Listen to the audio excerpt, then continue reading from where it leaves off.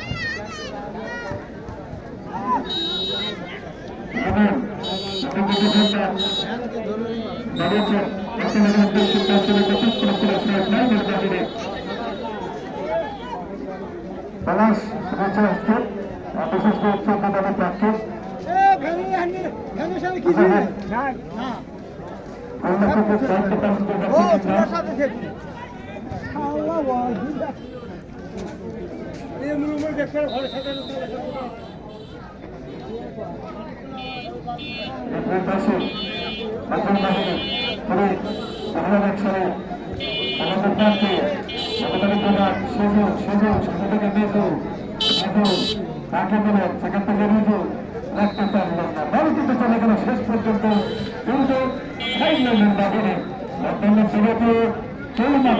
শুধু সাইকেল খেলে